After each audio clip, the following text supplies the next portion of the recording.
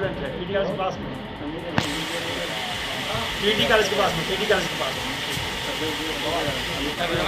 आप ऐसा करिए ना, किसी से कचहरी पूछ के चले आइए। देखिए, मैं यहाँ पे अशोक जी से मिला। इनकी सिंह फोटो स्टूडियो है, फोटो स्टेट की दुकान है।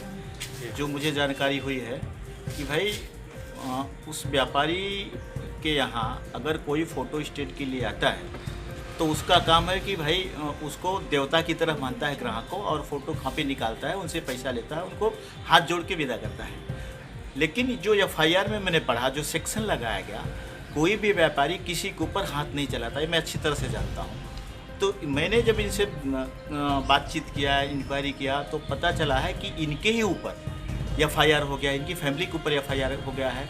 अगर एफआईआर उनके ऊपर हुआ होता, जो आया था जेराक्स लेने के लिए, तो ये बात समझ में आती थी।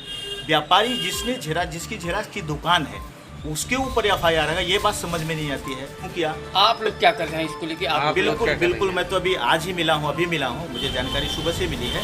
मैं अभी इनसे मिला हूँ, लेकिन सबसे पहले इनसे बात करने के बाद सीधा मैं कप्तान के पास जाऊँगा और कप्तान से मैं ये बात करूँगा कि इनके ऊपर एफआईआर कैसे हुई, किस ग्राउंड पे हुई और ये सेक्शन लगाए क्यों गया। एफआईआर किसी और के ऊपर होना चाहिए जो पैसा नहीं दे रहा था, जो मारामारी करने की बात की। व्यापारी तो कभी मारामारी करता नहीं, किसी की दुकान में मारामारी क्यों करेगा? उसको पैसे से मतलब है, नहीं देते हो 10-20 रुपए की बात, हाथ जोड़ के उनको छोड़ देता है। कप्तान से मिले, कप्तान की बात अगर कप्तान नहीं सुनते, मैं सीधा आईजी से मिलूंगा, विजय सिंह मीना जी से मिलूंगा, आईजी से मिलूंगा बनारस जाके।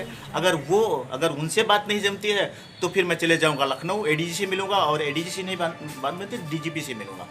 लेकिन ये जो एफआईआर हुआ है उसको गलत साबित करने की कोशिश, क्योंकि गलत है। जिस तरह से मैंने इंक्वायरी किया है उस तरह से एफआईआर जो हुआ है इनके ऊपर सरासर गलत है।